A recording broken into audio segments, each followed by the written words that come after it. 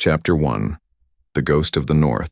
The frozen pines of the Blackwood Range stood like jagged obsidian shards against a sky bleeding out in shades of violet and bruised gray. Eira moved through the underbrush with the silent fluidity of a shadow, her boots barely disturbing the crystalline crust of the snow. Every breath she exhaled became a brief, ghostly plume in the sub-zero air before vanishing into the biting wind. Her lungs burned, a sharp, clean fire, as she tracked the copper tang of fresh blood cutting through the scent of pine resin. This was her sanctuary, a desolate expanse where the silence was a shield and the isolation served as her only true companion. She was no longer the girl who wept in the dirt of a pack square, and the ice in her veins proved it.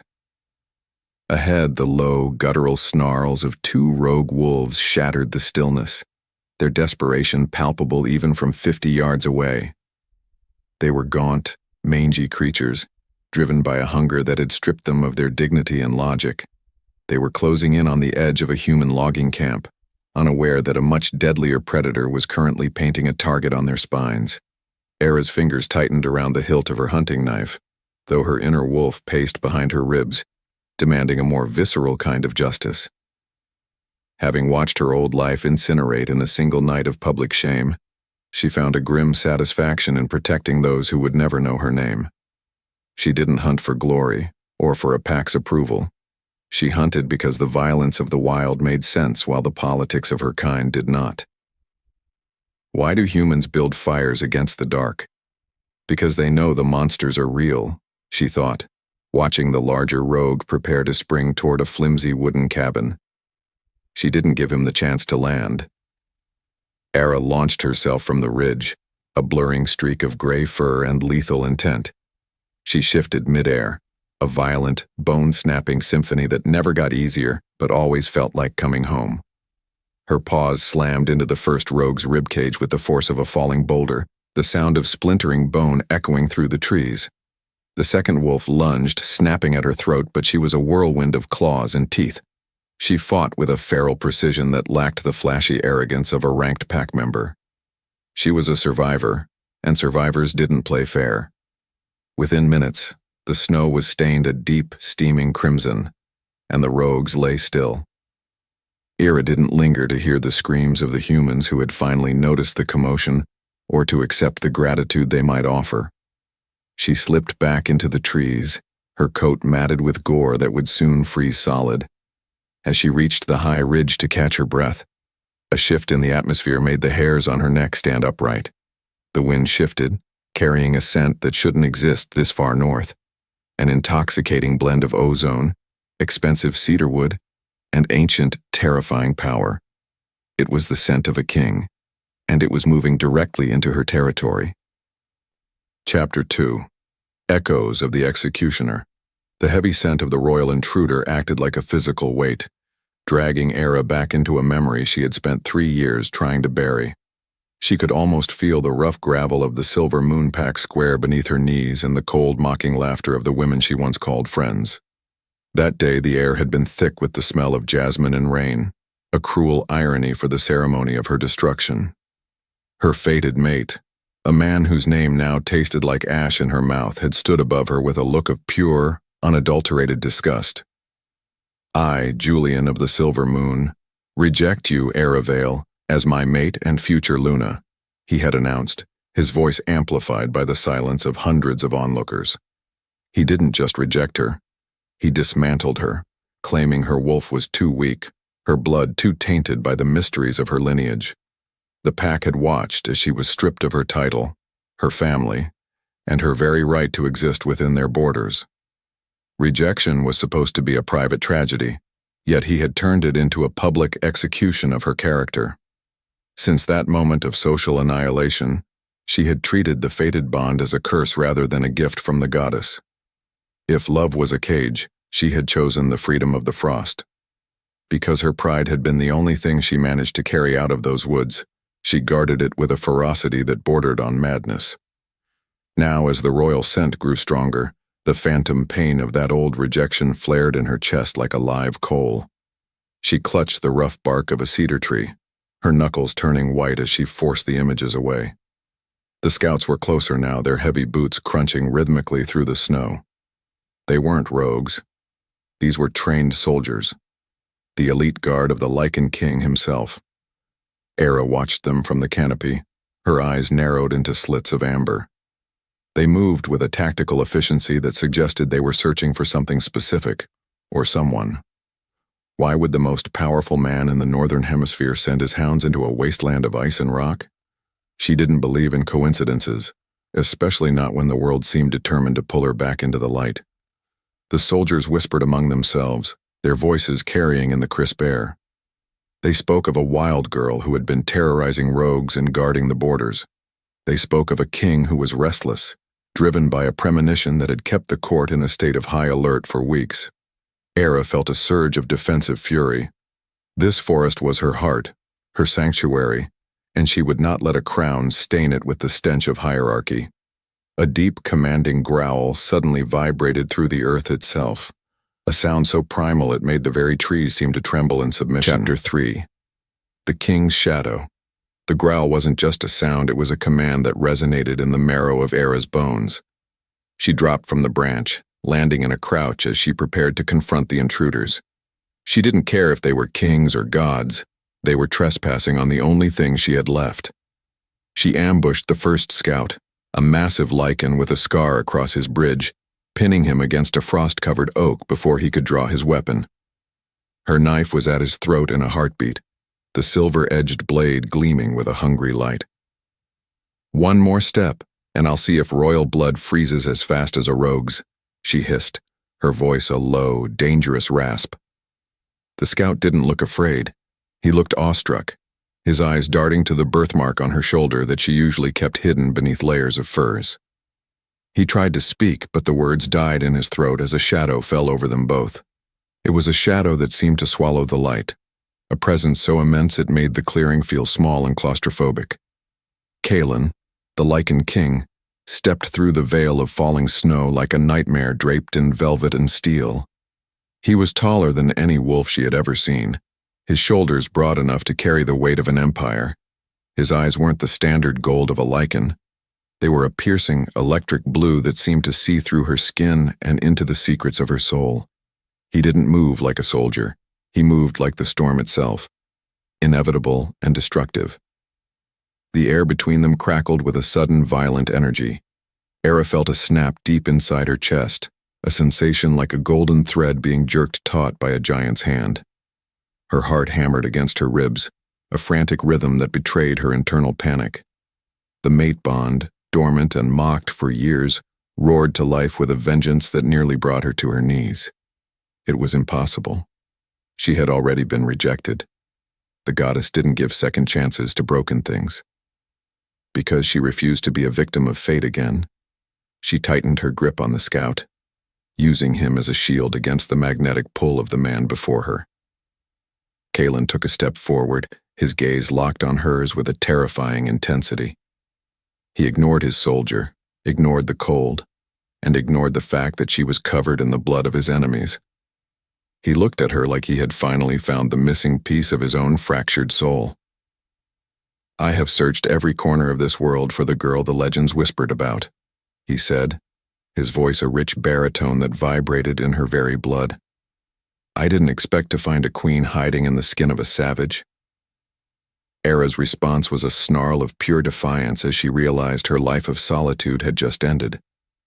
Would she fight the bond until it killed them both, or would she risk her heart one more time? Chapter 4. The Breaking of the Ice.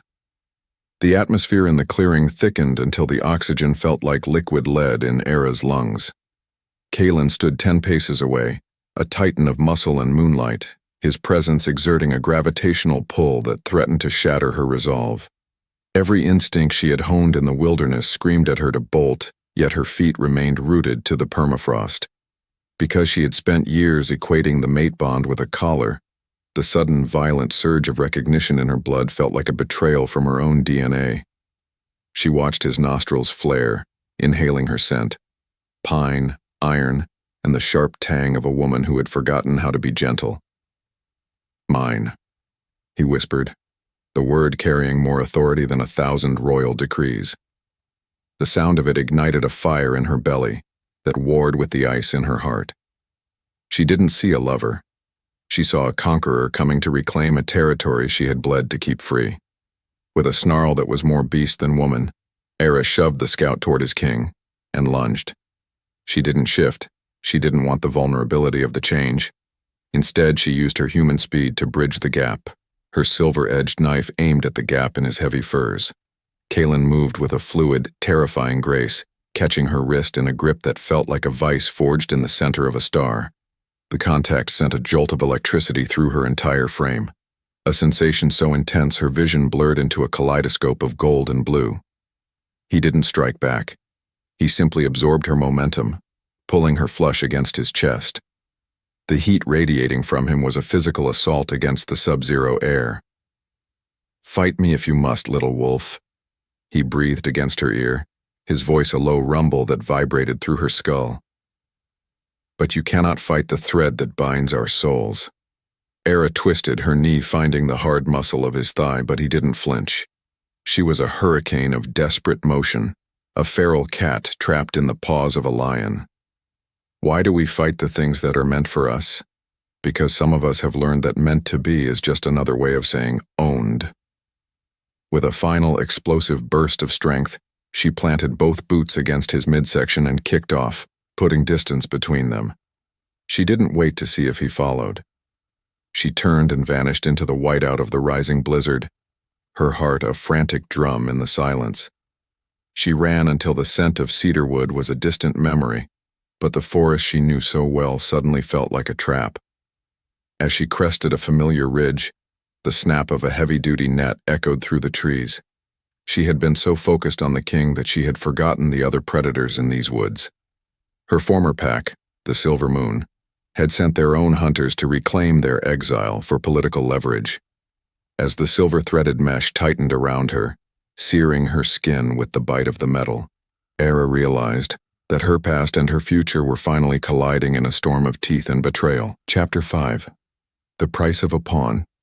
The silver-lined cage in the back of the transport truck rattled with every pothole, the metal humming a low, agonizing frequency against Eira's sensitive ears. Every time her skin brushed the bars, a hiss of steam rose from her flesh, leaving behind angry red welts that refused to heal. She lay in a heap of tangled limbs and matted fur, her human form shivering despite the fever burning in her blood. The hunters from the Silver Moon pack sat in the cab, their muffled laughter a jagged reminder of the girl she used to be. They didn't see a person. They saw a valuable piece of property that could be traded to the highest bidder to settle their mounting debts. Shame was a familiar weight, but this time it was laced with a cold, sharpening clarity. She had let her guard down because of a man's scent, and now she was paying for it in silver and sweat. "You should have stayed dead, Eira," one of the hunters shouted through the small grate, his voice dripping with the arrogance of a man holding a leash. The Alpha will be pleased to see his favorite disgrace again. She didn't give him the satisfaction of a response. She focused on the rhythm of her own breathing, imagining her spirit as a shard of ice that no flame could melt. The truck ground to a halt in the center of a familiar clearing, the very place where she had been rejected 3 years prior. They dragged her out of the cage, the silver chains clinking like funeral bells against the frozen earth. A crowd had gathered, a sea of faces she once loved, now twisted into masks of curiosity and contempt. At the center stood Julian, her former mate, looking older and more desperate. He approached her with a sneer, his hand reaching out to tilt her chin upward. "Look at you," he mocked, "the wild girl of the north, reduced to a stray in a kennel." The humiliation was a physical pressure, a suffocating blanket that threatened to extinguish her spark. She looked around at the pack members who had once called her sister and saw only the hunger for a spectacle. This was the mate system at its most grotesque, a tool for power, a justification for cruelty. Just as Julian raised his hand to strike her for her silence, the sky seemed to rupture. A roar of such devastating power ripped through the clearing that the windows of the nearby pack house shattered into 1,000 glittering diamonds. The forest at the edge of the square exploded outward as Kaelen burst into the clearing alone. He didn't need an army. He was a catastrophe in human form. His eyes were no longer blue. They were a void of absolute darkness, and the ground beneath his feet cracked with the weight of his fury. The Silver Moon warriors dropped their weapons, the primal dominance of a Lycan King forcing their bodies into a submissive crouch before their minds could even process the threat. Kaelen didn't look at them. He looked only at the woman in chains, and for the first time in her life, Eira saw a man who looked at her and saw something worth burning the world for. Chapter 6. The King's Penance. The silence that followed Kaelen's entrance was absolute, broken only by the frantic thudding of 100 terrified hearts. He walked through the crowd of Silver Moon wolves like a god walking through a field of dry grass, his presence a silent promise of incineration. Julian stood frozen, his hand still hovering near Eira's face, his face drained of all color. The king didn't growl. He didn't need to. The sheer pressure of his aura was enough to make the air feel thick and unbreathable. He stopped inches from Eira, his gaze dropping to the silver chains biting into her wrists. What happened next was a violation of every law of Lycan hierarchy. Instead of demanding her release or asserting his dominance over the local alpha, the King of the North dropped to one knee in the blood-stained snow. A collective gasp rippled through the pack. A king did not kneel. A king was the apex, the one to whom all others bowed. Yet there he was, his head bowed before an exile, his large, scarred hands reaching out to grasp the silver links. He didn't use a key. He wrapped his bare palms around the burning metal, his own flesh sizzling as he wrenched the chains apart with a roar of pure, agonizing effort. Eira watched in stunned silence as the shackles fell away, clattering uselessly to the ground. Kaelen's hands were charred, the scent of burnt lichen flesh filling the air, yet he didn't even flinch. He looked up at her, his expression a haunting mixture of reverence and raw, bleeding pain. "I am sorry," he whispered, a confession intended only for her ears. "I am sorry it took me so long to find you in the dark." In that moment, the fortress Eira had built around her heart suffered its first major crack. She had expected a master. She had found a man willing to bleed for her freedom. He stood, his height once again casting a shadow over her, and turned his attention to Julian. The transition from tender mate to lethal monarch was instantaneous. "You rejected what was meant to be the crown of your lineage," Kaelen said, his voice a low, lethal vibration. "And for that, you have forfeited your right to these lands." He didn't kill him. Death would be too quick an escape for the man who had humiliated his queen. Instead, he stripped the alpha of his status with a single, crushing look of disdain, leaving him a nameless rogue in the eyes of the law. Kaelen turned back to Eira and offered his hand. It was not a command. It was a question, an invitation into a world she had spent years running from. The pack watched, their eyes wide with the realization that the girl they had cast out was returning as the most powerful woman in their world. Eira looked at his burned palms, then at the electric blue of his eyes. She didn't love him, not yet, but she recognized the spark of something that wasn't a cage. She took his hand, her fingers interlocking with his charred skin, and felt the first pulse of a power that would soon shake the foundations of the Lycan court. As they walked toward his waiting obsidian carriage, Eira knew that the forest was gone, and the real war had only just begun. Chapter 7. The Gilded Sepulcher. The obsidian carriage rumbled over the cobblestone bridges leading into the heart of the Lycan citadel, a fortress carved directly into the face of a jagged mountain. To the world, this was the seat of ultimate power, but to Eira, the towering spires felt like the teeth of a massive stone trap.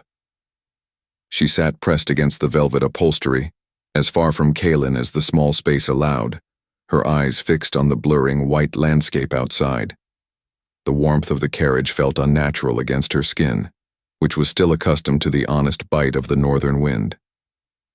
Because she had spent years in the wild, the sudden transition to luxury felt less like a rescue and more like a different breed of captivity.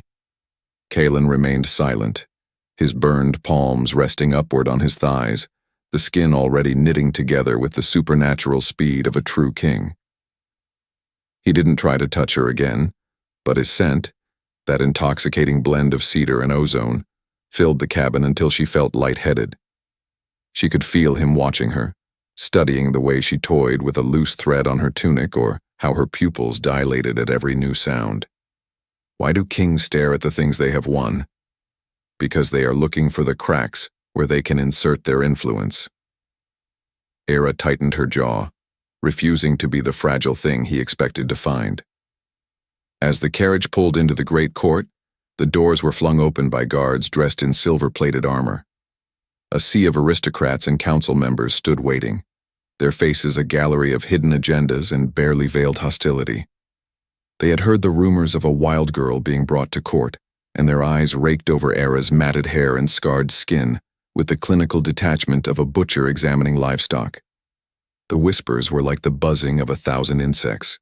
She stepped out, her boots clicking sharply on the polished marble, and for a moment, the sheer scale of the palace threatened to overwhelm her. "Hold your head high, Eira," Kaelen murmured, stepping up behind her, his presence a solid wall of heat. "They look for weakness like wolves look for a limping deer. Do not give them the satisfaction." She didn't need his advice, but the low vibration of his voice acted like a stabilizing force against the rising tide of her anxiety. She walked beside him, not behind him, her gait still carrying the predatory role of the forest hunter. The Council of Elders, a group of ancient Lycans who had ruled from the shadows for centuries, watched their approach with narrowed eyes. The grand hall was a cathedral of power, adorned with the skulls of ancient enemies and tapestries that told the blood-soaked history of their kind. Eira felt the weight of 1,000 years of tradition pressing down on her shoulders.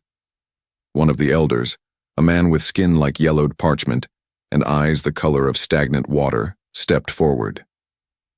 "A king brings a mate to court to strengthen the throne, not to invite the chaos of the woods into our sanctuary," he spat, his voice echoing through the vaulted ceiling. Eira felt the familiar spark of defensive fury ignite in her chest.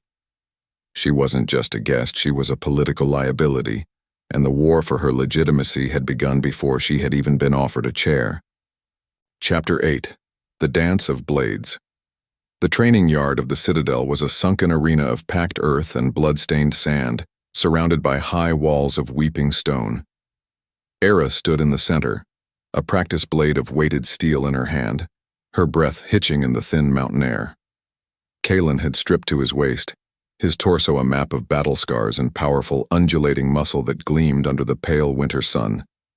He didn't treat her like a porcelain doll or a fragile mate.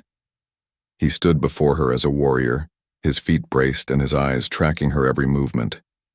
Because he understood that her identity was forged in struggle, he offered her the only thing she truly respected: a fair fight. "You move like a ghost in the trees, Eira, but here the ground is flat and the shadows are short," Kaelen challenged, his voice a low, teasing rasp. He lunged, his sword a blur of silver light that she barely managed to parry. The impact vibration traveled up her arms, rattling her teeth, but she didn't retreat. She spun, using her lower center of gravity to sweep at his ankles, a move that would have crippled a lesser man. He leapt over her blade with the grace of a panther, his laughter a rich, grounding sound that sent a confusing jolt of pleasure through her. They traded blows for an hour, the rhythmic clang of steel against steel, becoming the only language they shared. In the heat of combat, the barriers between them began to thin. She saw the way his brow furrowed in concentration, and the respect that deepened in his eyes every time she drew a bead of sweat from his skin. He wasn't trying to dominate her, he was trying to find her. For the first time since the rejection, Eira felt seen, not as a disappointment or a pawn, but as an equal in strength and spirit. The physical tension between them was a living thing, a cord of lightning that snapped every time their blades locked and their faces were inches apart. "Why do you hide behind the ice?" Kaelen asked during a brief lull, his chest heaving as he wiped sweat from his eyes. "You have the fire of a star inside you, yet you wrap yourself in the cold." Eira gripped her sword tighter, the question hitting closer to the mark than any physical strike.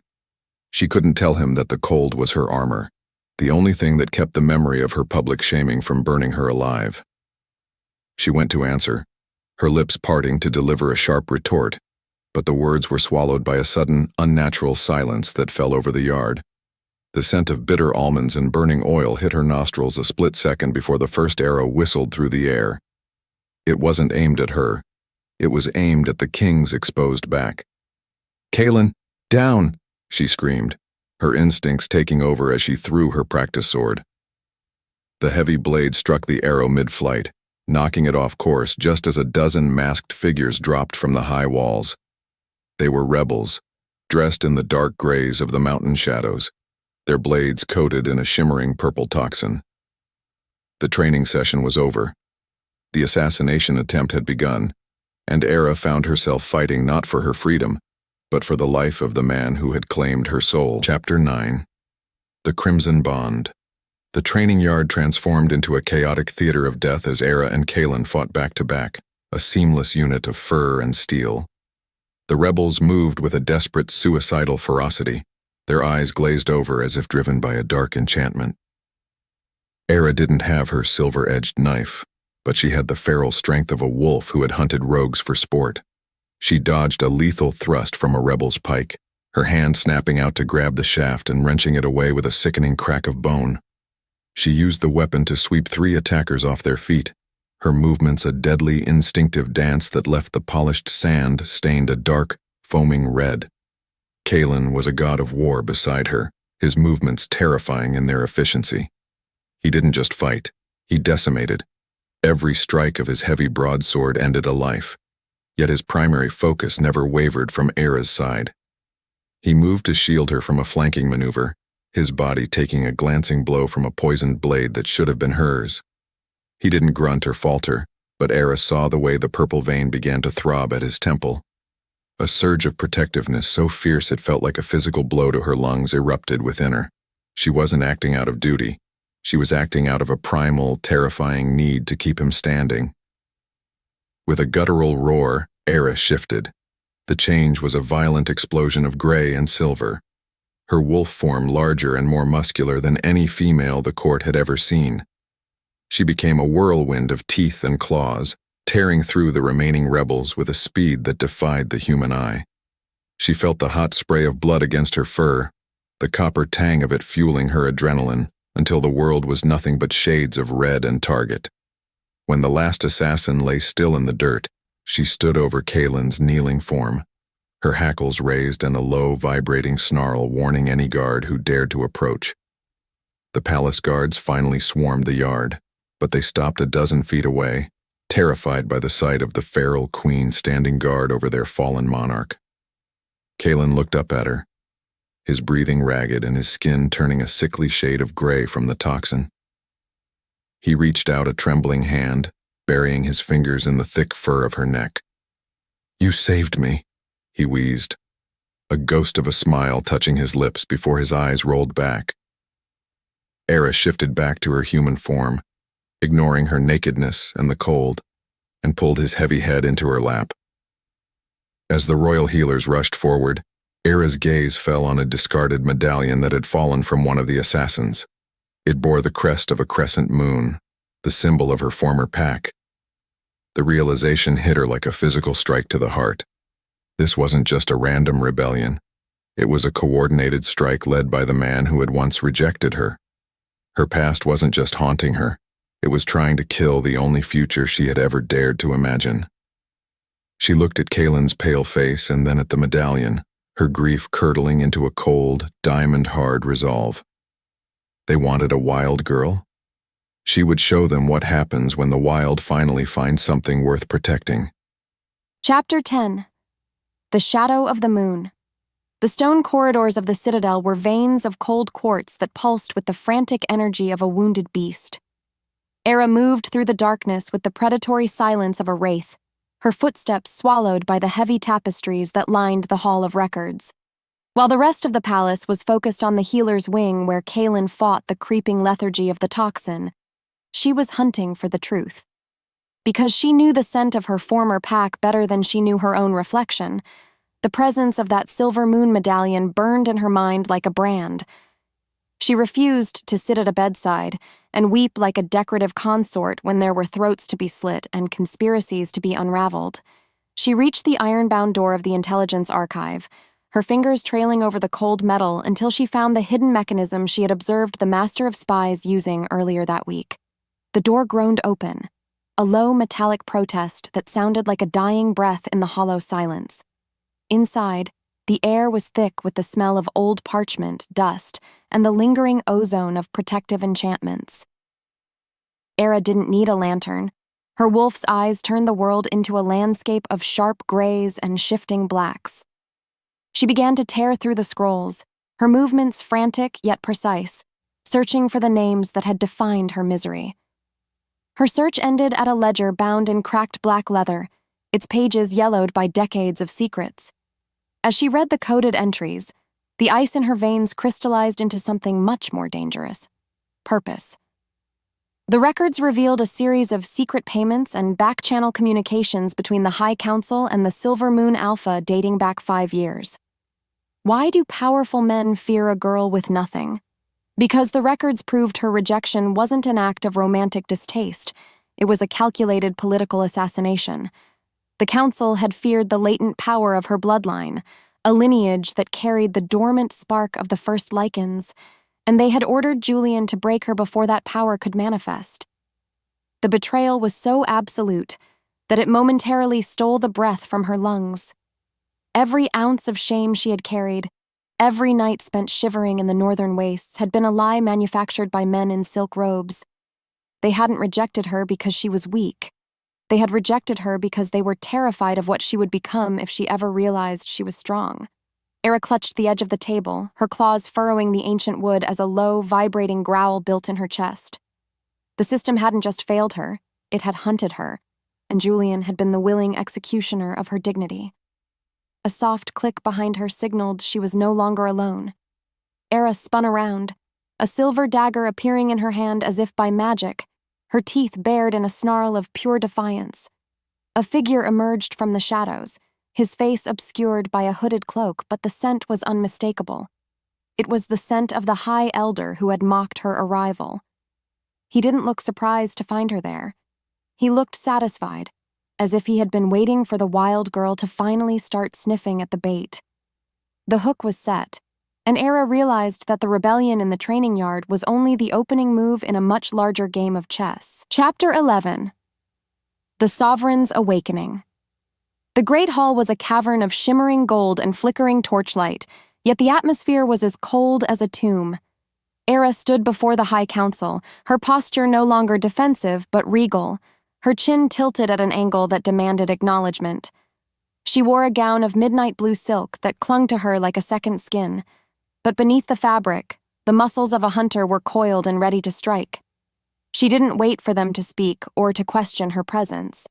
She tossed the black leather ledger onto the central stone table, the sound echoing like a thunderclap against the vaulted ceiling. You speak of tradition and purity, yet your hands are stained with the ink of treason and the blood of the innocent, Eira declared, her voice a calm, lethal vibration that silenced the murmurs of the court. She watched the color drain from the faces of the men who had orchestrated her exile, their eyes darting toward the book as if it were a venomous serpent. Because she had finally seen the blueprint of their deception, the power they held over her had evaporated into the thin mountain air. She wasn't an exile begging for a seat. She was the rightful owner of a power they couldn't possibly contain. The High Elder stepped forward, his eyes narrowed into slits of cold calculation. You are a girl of the woods, playing at politics you cannot understand, he sneered, though his voice lacked its usual bite. That ledger is nothing more than the rambling of a disgraced scribe. Eira didn't argue. She didn't need to. She allowed her wolf to press against the surface of her skin, her eyes glowing with an ancient celestial light that made the torches flare and hiss. The air in the room grew heavy with the scent of an approaching storm, a manifestation of the Lycan blood they had tried so hard to suppress. As the council scrambled to maintain their composure, a message was brought into the hall, a scroll sealed with the wax of a crescent moon. The messenger's hands shook as he handed it to the elder, who read the contents and turned a sickly shade of gray. Julian, the man who had broken her heart and her life, was marching toward the citadel with a coalition of rebel packs, offering his assistance to the council to remove the wild threat that had infected the throne. It was a trap within a trap, a bid for the crown that used Eira's very existence as the catalyst for war. Eira felt a strange sense of clarity wash over her, a calm that sat at the center of the mounting chaos. She realized that the only way to save the kingdom, and the man she was beginning to realize she could not live without, was to step into the role they had spent years trying to prevent her from reaching. She looked at the council, her expression one of utter disdain. "You wanted a wolf you could control," she said, her voice dropping to a whisper that carried to every corner of the room. "Instead, you have invited a queen who remembers every lash of your whip." She turned her back on them, leaving the ledger as a testament to their cowardice, and headed toward the one place where her heart was truly at stake. Chapter 12. The Fragile Crown. The king's bedchamber was a sanctuary of shadows and the heavy scent of medicinal herbs. Kaelen lay propped against a mountain of furs, his face pale and drawn, the purple veins of the toxin still tracing a map of poison across his neck. He looked less like a god and more like a man who had been pushed to the very edge of his endurance. When Eira entered, his eyes snapped open, the electric blue clouded but still fiercely focused on her. Because he had almost died protecting her, the barriers she had built between them felt like nothing more than paper walls in a hurricane. She approached the bed, her movements softening as she reached out to brush a stray lock of dark hair from his forehead. "You should be resting, not plotting," she murmured, her voice losing the lethal edge it had held in the council chamber. Kaelen reached out, his hand grasping hers with a strength that surprised her, his thumb tracing the scars on her knuckles. "I cannot rest while the world tries to take you from me," he replied, his voice a hoarse, grounding rasp. "I felt your rage in the hall, Eira. It was like a sunfire in the middle of the night." Eira sat on the edge of the bed, the heat of his body pulling at her until she leaned closer, their foreheads almost touching. She told him about the ledger, about the betrayal of the council, and about the army Julian was leading toward their gates. She expected him to be shocked, but he simply nodded, a grim look of recognition settling over his features. "I knew they were snakes, but I didn't know how deep the venom went," he admitted, his grip on her hand tightening. "They think I am weak because I have found my mate. They think love is a vulnerability they can exploit." The intimacy of the moment was a sharp, piercing thing, a vulnerability that made Eira's skin tingle with a mix of fear and desire. She saw the raw honesty in his gaze, the way he looked at her not as a prize to be kept, but as a partner to be honored. "They are wrong," she whispered, her lips inches from his. "Love isn't what makes us weak.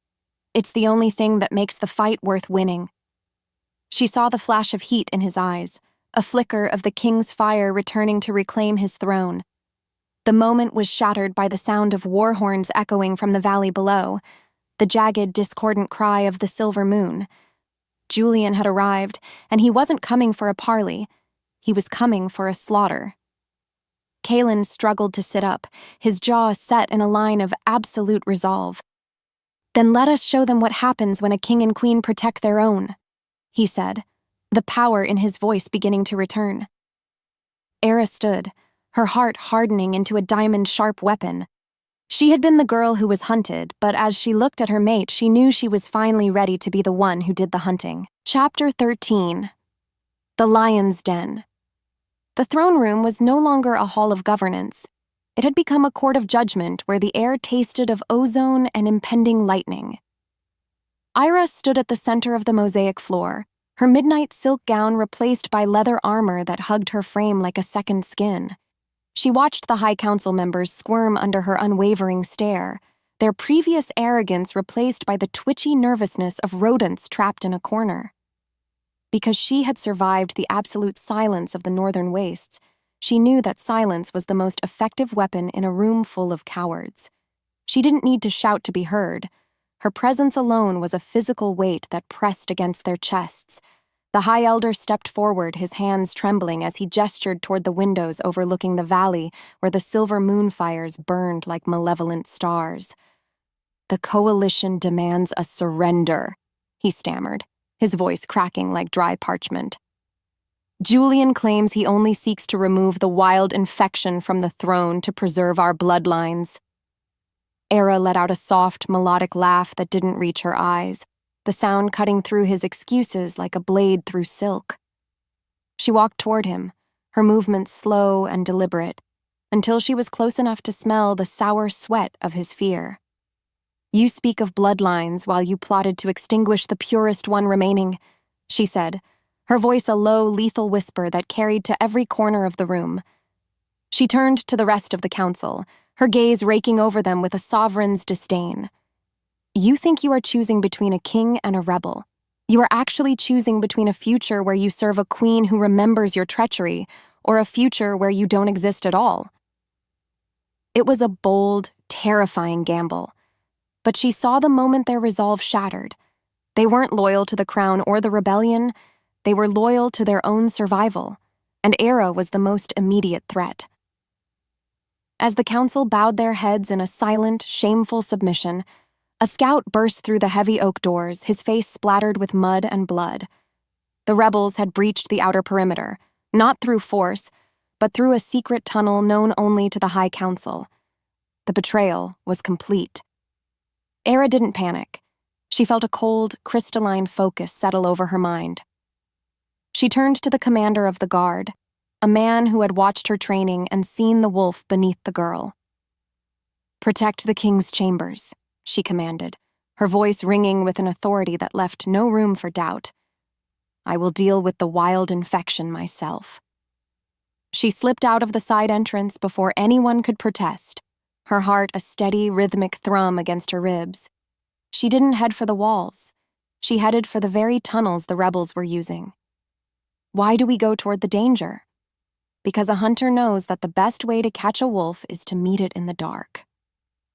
She moved through the subterranean passages, the scent of jasmine and rot signaling that Julian was near. She wasn't just defending a throne anymore. She was reclaiming the pieces of herself he had tried to steal, and she was doing it on her own terms. Chapter 14, The Mirror of the Past. The air in the tunnels was damp and heavy, smelling of ancient stone and the metallic tang of hidden silver. Eira moved like a ghost, her boots making no sound on the wet floor, her senses extended like invisible tendrils into the dark. She reached a wide junction where the light of a single torch flickered against the weeping walls. At the center stood Julian, his blonde hair disheveled, and his eyes burning with a manic, desperate light. He wasn't the polished alpha she remembered. He was a man who had lost everything to his own greed and was now trying to burn down the world to feel warm. "I knew you couldn't stay away from the scent of home, Eira," Julian sneered, his voice echoing off the low ceiling. He stepped into the light, a silver-tipped crossbow held loosely in his hands. He looked at her not with love, but with the territorial obsession of a man who viewed her as a runaway prize. "You think that Lycan King cares for you? He only wants the power in your blood. He's just a bigger cage than the one I offered." Eira didn't flinch. She didn't feel the sting of his words because they no longer held the power of truth. "You never offered me a cage, Julian. You offered me a grave," she replied, her voice steady and devoid of the rage he expected. She saw the way his fingers tightened on the trigger, the twitch of a man who realized his prey was no longer afraid of the predator. Because she had found a man who knelt for her, Julian's attempts at dominance felt pathetic. A small man trying to cast a large shadow.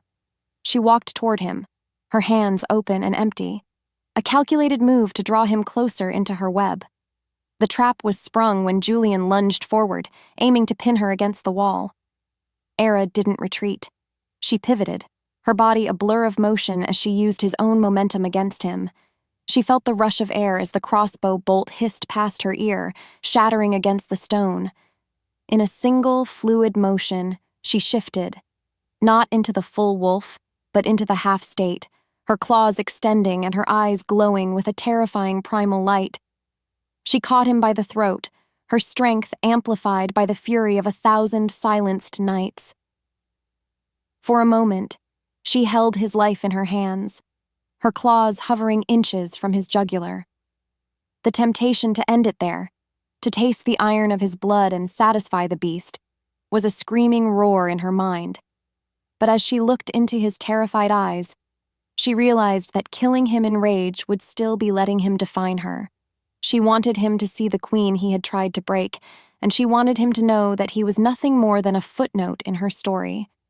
She threw him against the stone floor with a force that knocked the breath from his lungs, her eyes fixed on the entrance where the sounds of the king's guard were finally approaching. Chapter 15. The Choice of the Sovereign.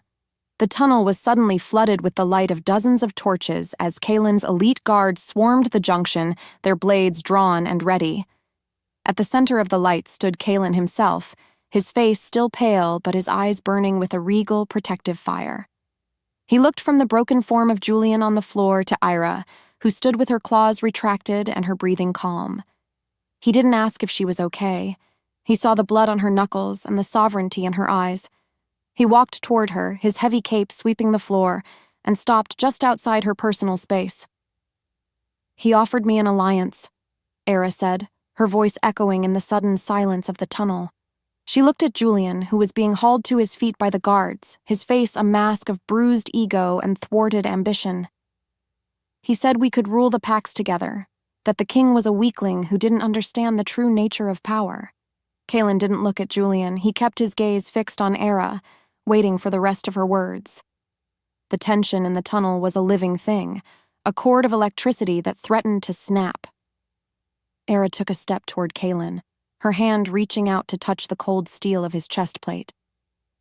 "I told him that power isn't something you take. It's something you earn by being willing to lose it for the right reasons." She saw the flash of pride in Kaelen's eyes, a look of such profound respect that it made her heart swell in a way that felt more dangerous than any battle. She wasn't just choosing a mate. She was choosing a side in a war that would define the rest of their lives. The rebellion wasn't over. The fires in the valley still burned, and the council's treachery still needed to be addressed. But the internal war within Eira's soul had reached a ceasefire. She looked at the guards, then at the man who had knelt to free her from Silver. "Take him to the dungeons," she commanded, her voice no longer a whisper, but a decree. "He will watch from the darkness as we build the kingdom he was too small to imagine." As Julian was dragged away, screaming curses that fell on deaf ears, Eira felt the last of her old chains shatter. Kaelen reached out, his hand cupping her cheek with a tenderness that defied the violence of the night. "You went into the dark alone," he murmured, his thumb brushing a smudge of dirt from her brow. "I went into the dark to find the light," she corrected, leaning into his touch. They stood there in the damp, flickering shadows of the mountain, a king and a girl from the woods, realizing that the fated bond was only the beginning. The real challenge wouldn't be surviving the rebels. It would be surviving the weight of the crowns they were about to wear together. As the horns of victory sounded from the walls above, Eira knew she was no longer running. She was finally leading. Chapter 16. The Architecture of Agony. The dungeon of the Citadel was a place where the mountain seemed to lean in, heavy and suffocating, smelling of damp earth and the ancient metallic tang of despair. Eira stood outside the iron-grated door of the interrogation chamber, her hands clasped tightly behind her back to hide the tremor in her fingers. Inside, the sound of a whip cracking against flesh was followed by a silence that felt more violent than the strike itself. Julian was being broken, but the information being dragged from his throat was a poison that threatened to dissolve the very foundations of the palace. Because the rebellion had been fueled by the council's secrets, every confession was a jagged glass shard aimed at Kaelen's heart. The door groaned open, and the master of spies emerged, his face a mask of grim satisfaction. "He is talking, my queen," the man whispered, though the title still felt like a brand on Eira's skin. "He speaks of a ritual, a public shaming meant to draw the king into the open. They don't just want to kill him, they want to humiliate the crown until the Pax have no choice but to revolt." Eira felt a cold dread settle in her stomach, a sensation like swallowing lead. The rebels weren't just soldiers. They were architects of perception, and they knew that a king who could not protect his mate was a king who could not rule. She pushed past the spy and entered the cell, the dim torchlight flickering against Julian's bloodied features. He looked up at her, a jagged, red-rimmed smile stretching across his face. "You think you won because he put a ring on your finger, Eira?" he rasped, his voice a wet, broken sound. "The people don't want a wild girl. They want order. And when they see what love does to a king, they will tear this mountain down to get away from the scent of your weakness." Eira didn't strike him. She didn't want to touch the filth he had become. She simply watched him, realizing that his hatred was the only thing keeping him alive. The weight of the crown began to feel like a physical burden, a crushing pressure that made her lungs ache for the thin, clean air of the northern ridges. Why do we seek power? Because we think it will protect us, but the higher we climb, the more of ourselves we have to leave behind. She walked out of the dungeon, the screams of the prisoner echoing in the stone throat of the mountain. She needed to find Kaelen, to warn him that the trap was closing, but she felt a sudden, terrifying certainty that she was the bait. As she reached the upper levels, the sound of a frantic commotion erupted from the great hall. A group of rebels, disguised as returning scouts, had breached the inner sanctum. They weren't there for the king. They were there for the spectacle. Before Eira could draw her blade, a heavy velvet-lined hood was thrown over her head, and the world vanished into a terrifying, lightless void. The girl who had survived the frozen wastes was once again a captive, and this time, the stakes weren't just her life, but the sanity of the man she had finally learned to trust. Chapter 17. The Blood of the Beloved. The public square of the citadel was a vast, open bowl of stone that now overflowed with a sea of angry, frightened Lycans. Eira was bound to a wooden post at the center of the arena, her arms stretched above her head by silver-lined ropes that hissed against her skin. The sun was a pale, uncaring eye in the sky, illuminating the bruises on her face and the tattered remains of her royal silk. The rebels stood on the surrounding balconies, their voices amplified by the mountain's echoes, shouting list of the council's sins and the king's supposed infatuation with a wild exile. They were turning her into a symbol of everything that was wrong with the monarchy. Kaelen emerged from the palace doors, and the crowd fell into a suffocating, expectant silence. He was alone, his crown discarded, his eyes fixed on Eira with a raw, bleeding intensity that made her want to scream for him to run. He looked like a man who was watching his own soul being dissected in public.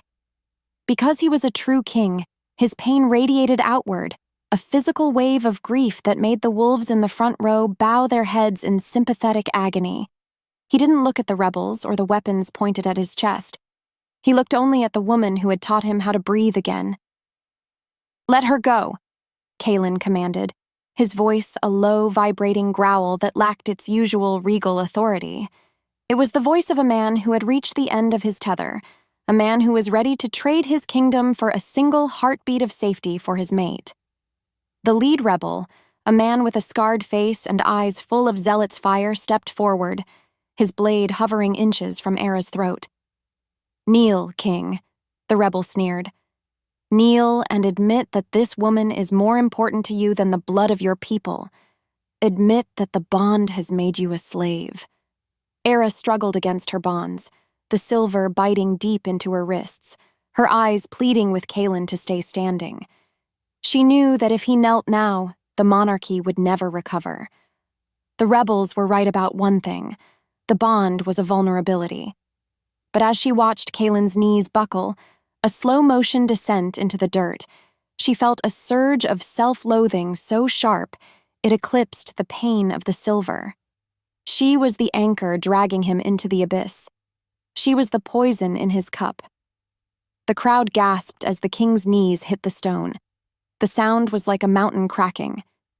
Kaelen bowed his head, his fingers digging into the gravel, his entire frame shaking with the effort of suppressed rage and absolute love. In that moment of total humiliation, the rebels laughed, a sharp, jagged sound that shattered the last of Eira's resolve. She realized that as long as she was his weakness, he would never be truly free to lead. Love hadn't just made them stronger, it had provided the world with a handle to break them both. Chapter 18. The Dark Night of the Soul. The aftermath of the public shaming was a silent, hollow victory. The rebels had withdrawn for the night, satisfied that they had broken the king's image, leaving the palace in a state of mourning. Eira lay in the center of the massive royal bed, her wrists bandaged and her spirit crushed under the weight of Kaelen's sacrifice. He sat by the window, a silhouette of grief against the moonlight. His shoulders slumped in a way she had never seen before. The silence between them was a vast, unbridgeable canyon filled with the things they couldn't say. "You shouldn't have done it," Eira whispered, her voice a thin, broken thread in the dark. "You gave them everything they wanted. You let them see you break." Kaelen didn't turn around, but his voice, when it came, was heavy with a weary, ancient sorrow. "I didn't give them anything that wasn't already yours, Eira. My pride, my crown, they mean nothing if I am standing on your grave." Because he spoke with such absolute conviction, the guilt in Eira's chest flared into a blinding, agonizing heat. She looked at her bandaged wrists, the physical reminders of her helplessness. She had spent her life trying to avoid being a pawn, yet she had become the ultimate prize in a game she never wanted to play. Why do we hurt the ones who love us? Because we believe that our absence will be less painful than our presence. She felt like a contagion, a wild thing that had brought the rot of the woods into a sacred temple. As she watched Kaelen, she realized that the bond wasn't a bridge. It was a tether that was currently pulling him toward his own destruction. "I am the ruin of you," she said, the words tasting like copper and ash. She saw him flinch, his hand tightening on the stone windowsill. He finally turned to look at her, his blue eyes clouded with a darkness that terrified her. He didn't deny it. He didn't offer a platitude about love conquering all. He simply looked at her with a profound, shattering honesty. "Then we will be ruined together," he replied. But Eira saw the cost in his eyes, the flickering of the king's fire, the slow, steady drain of his authority. As the moon reached its zenith, Eira made a silent, agonizing decision. She waited until Kaelen's breathing evened out into a troubled sleep, then she slipped from the bed. She didn't take her silk gowns or her silver jewelry. She took only her hunting leathers and her knife. She looked at him one last time, a man who had knelt in the dirt for a girl who didn't know how to be loved. If she stayed, she was his executioner. If she left, she was a coward. But as she climbed out the window and vanished into the mountain shadows, she told herself it was the only way to save the king from the girl he had hunted. Chapter 19. The Altar of the Absent. The mountain air was a cold, jagged blade that sliced through Eira's lungs, yet it felt more like home than the velvet suffocations of the royal chambers. She moved across the high ridges with a desperate, frantic speed, her boots finding purchase on ice-slicked stone that would have sent a lesser climber to their death. Every mile she put between herself and the citadel was a mile of safety for Kaelen, or so she told herself as the guilt gnawed at her insides, because she had spent her life believing that self-sacrifice was the highest form of autonomy. She didn't realize that her flight was just another version of the rejection she had once suffered. She was rejecting herself before the world could finish the job. She stopped at a narrow overhang overlooking the valley, the distant lights of the palace flickering like a dying constellation. Her heart felt like a hollowed-out cavern, echoing with the sound of Kaelen's knees hitting the stone in the square. Why do we run from the people who hold our souls? Because the weight of being someone's everything is heavier than the weight of being nothing. She looked at her bandaged wrists, the white fabric stained with the yellow of healing salves, and felt a sudden visceral wave of disgust. She wasn't a wolf anymore. She was a victim who had allowed her scars to become her identity. The forest below began to stir, but the movement wasn't the natural rhythm of the wild. She caught a scent on the wind, not the cedar and ozone of her king, but the stagnant, oily stench of the rebels. They were moving in a coordinated pincer maneuver, heading toward a weak point in the mountain's defenses that she had identified during her morning hunts. They didn't need to capture her again. They were simply using the chaos of her disappearance to finish what they started. The realization hit her like a physical blow. Running wasn't protecting Kaelen. It was handing the rebels the keys to his grave. In the silence of the high peaks, Eira faced her internal crucible. She saw the two paths laid out before her, the exile who died alone in the snow, safe but forgotten, or the queen who returned to the fire. She realized that by leaving, she was letting Julian and the council win. They wanted her gone because she was the only one who could see through their lies. Running wasn't agency. It was the ultimate submission to the fear they had planted in her at 18. She gripped the hilt of her knife, the cold steel grounding her as she turned back toward the citadel. She didn't fear love anymore. She feared the woman who was too afraid to fight for it. Chapter 20. The Huntress's Gambit. Eira didn't return to the palace through the gates. She returned through the shadows, moving with a strategic clarity that made her previous panic feel like a distant fever dream. She bypassed the main corridors and headed for the barracks of the peripheral guard, the men and women who were often overlooked by the high-ranking officers. These were the soldiers who had watched her hunt, who had seen her shift in the yard, and who held no loyalty to the snake-like council. Because she was no longer reacting to her trauma, she was able to lead with a precision that was both terrifying and inspiring. The king is paralyzed by his grief, and the council is paralyzed by their greed, Eira said, her voice a low, commanding rasp as she stood before a dozen grizzled warriors in the dim light of the sub-barracks. She didn't look like a girl in distress. She looked like a commander. The rebels are coming through the north flank. They think the queen has fled and the king has broken. They think they are walking into a funeral, but we are going to give them a slaughter. The soldiers looked at each other, the spark of hope reigniting in their eyes as they saw the fire of the north burning in her gaze. She laid out her plan on a crate of ammunition, using charcoal to mark the choke points and the ambush sites. She wasn't waiting for Kaelen to save her, and she wasn't waiting for the bond to guide her. She was taking the pieces of her life and assembling them into a weapon. Why do we wait for permission to lead?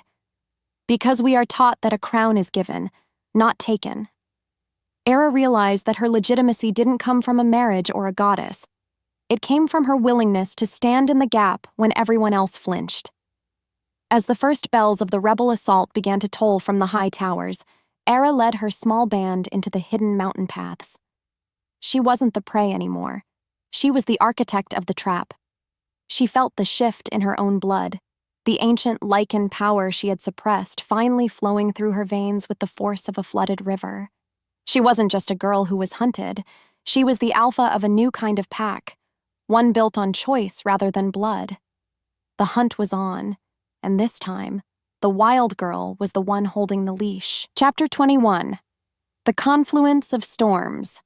The north flank of the citadel was a narrow, treacherous staircase carved into the cliffside, where the wind howled like a banshee, and the drop was 1,000 feet of certain death.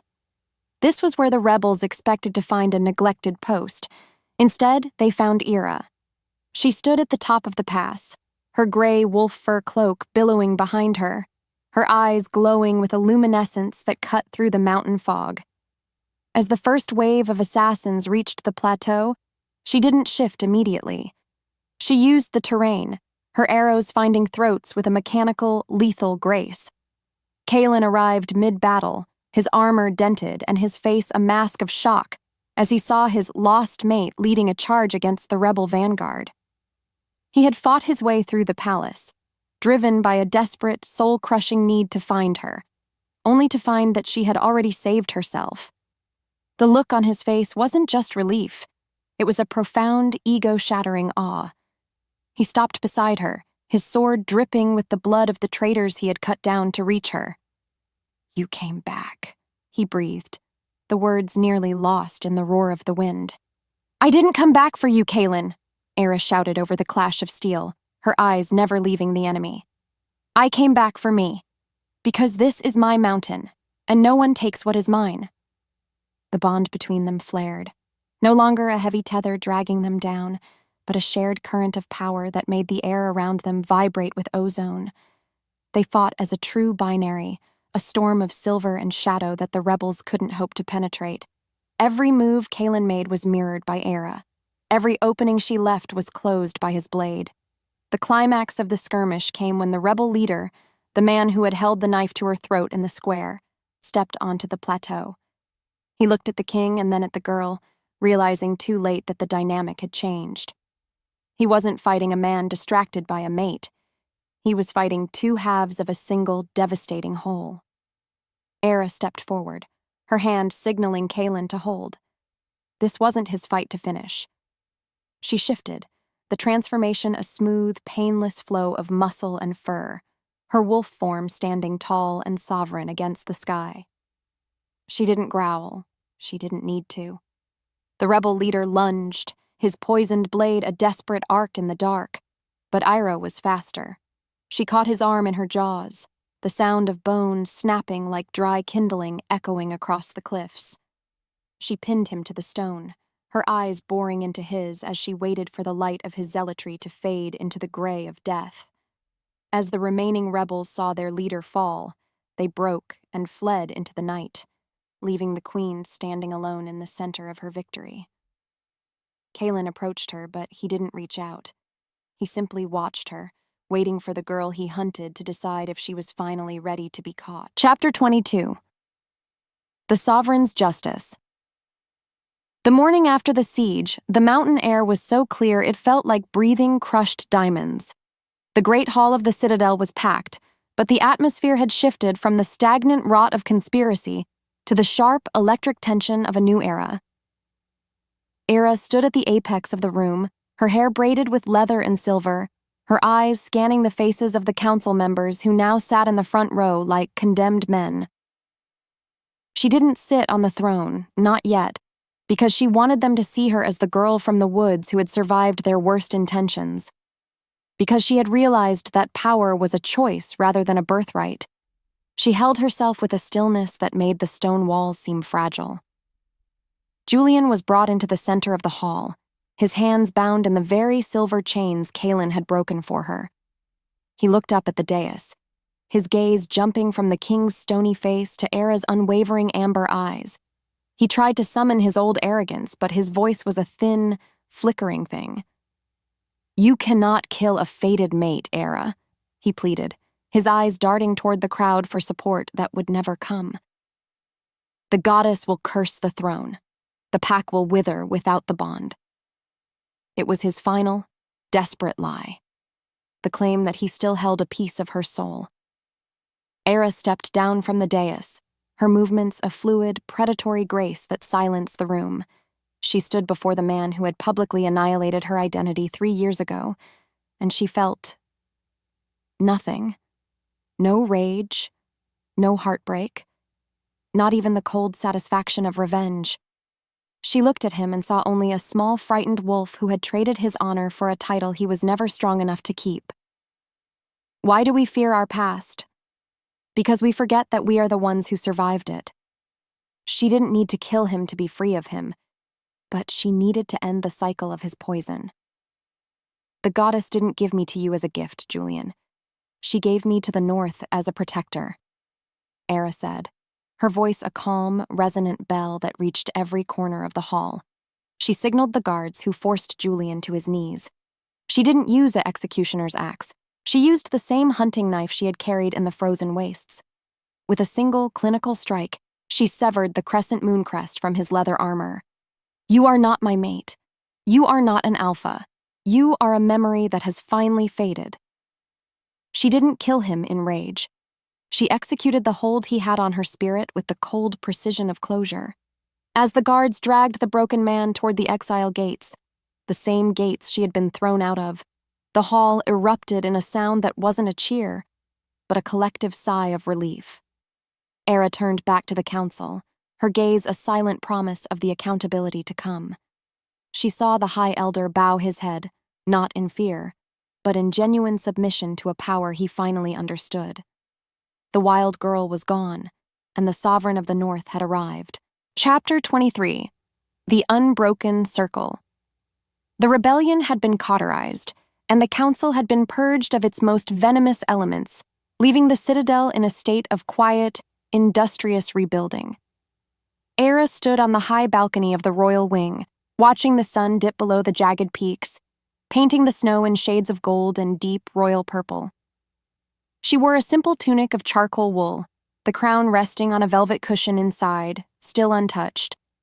Because she had finally reconciled the feral hunter with the sovereign leader, she felt a sense of peace that was more intoxicating than any royal wine. Kaelen approached from behind, his footsteps a familiar, grounding rhythm on the stone.